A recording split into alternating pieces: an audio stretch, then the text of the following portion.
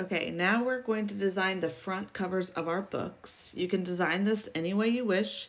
I have some supplies on the table like stamps and stencils to help you, or you can freehand it with a dull wooden pencil as well. If you need extra pencils, they're up front.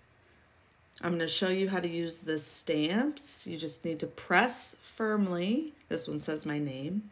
And wiggle, wiggle, wiggle. When you press firmly and wiggle, it really impresses the image onto your clay. You could also use the stencils, choose where you want it to go, and use your spoons and rub with the backside to impress into the clay. You can use your hands, or you can also use a damp sponge to get the same effect. This will create an embossed look where the pattern sticks out from your clay.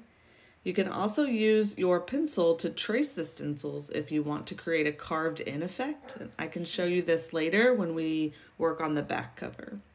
I also like using the paper stencils in the same way, but they don't impress as well as the plastic ones. So I just press them down as best as I can, and then I use a carving tool like this one to finish the job. If you're carving into the clay, I recommend using a small tool first and don't apply too much pressure.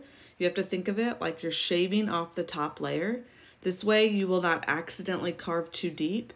You really do not want to go any deeper than about halfway into your clay.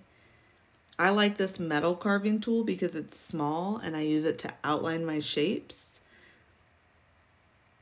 I can use the pointed tip, or I can use the flat side of this to make a lot larger line.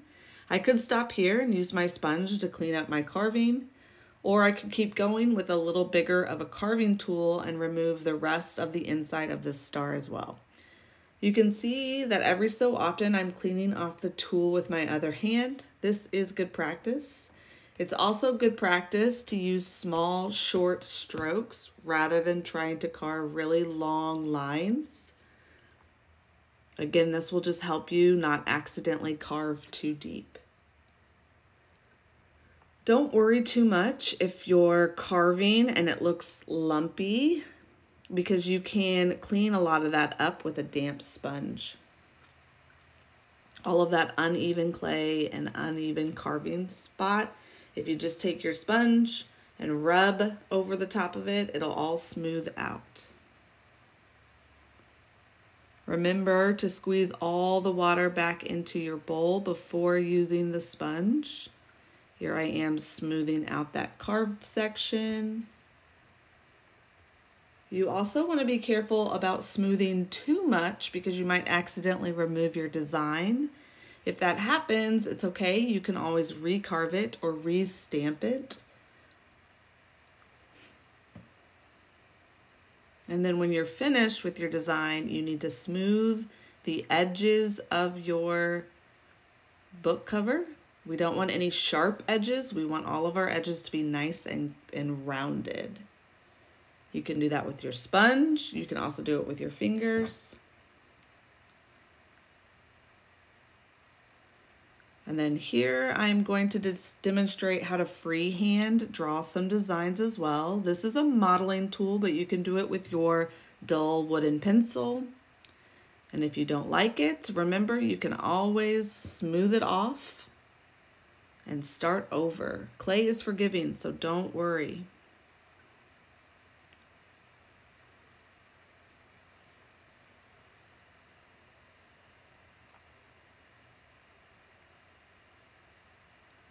Here I am accentuating the carving that I did with the clay tool, which is another carving tool that's available to you at your tables.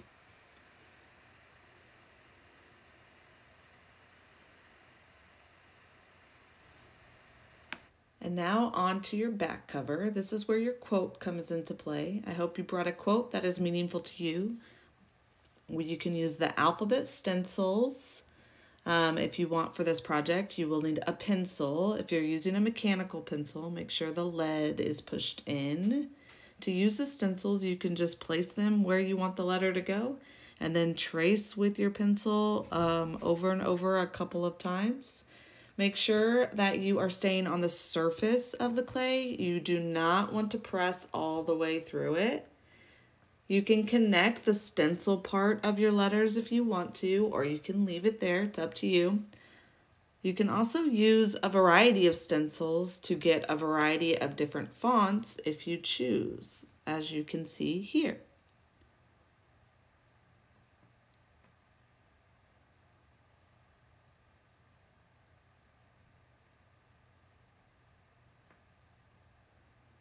You can see that most of the stencils are somewhat see-through, which helps when you're trying to figure out the placing for the next letter.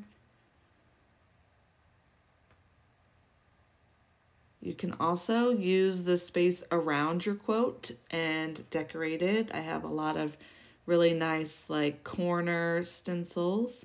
Here I'm using my pencil to draw that stencil in, which will create an embedded design, or like you did on the front cover, you can use the back of your spoon to create more of an embossed design where it sticks out of the clay.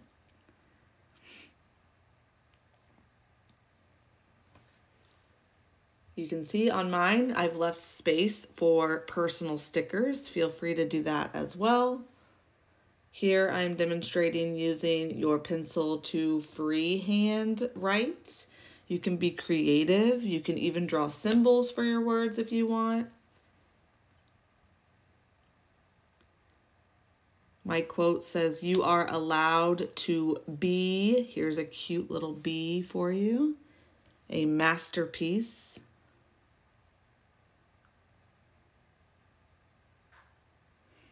You can see I'm using my hands to kind of wipe away the crumblies.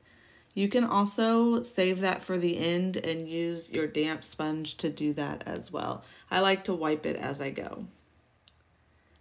Here's my damp sponge. Be careful not to accidentally remove your quote or your designs. Don't forget that you always want to smooth out your edges. We want rounded edges, not sharp.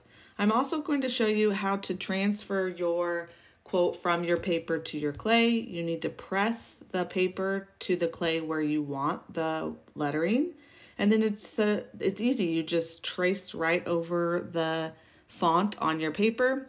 I kind of go back and forth. You don't need a whole lot of pressure. You just need to be able to indent into the clay where the font is on your paper. You can see I'm kind of ripping my paper. It's okay. We're not going to use it later. But a dull pencil really does work best for this. And then when you peel it off, you can see where your font was, and then you go back over it with your pencil to carve your letterings out more. Every so often, I clean my pencil off with my other hand, and you can also see me kind of sweeping away the crusties like I've been doing all along.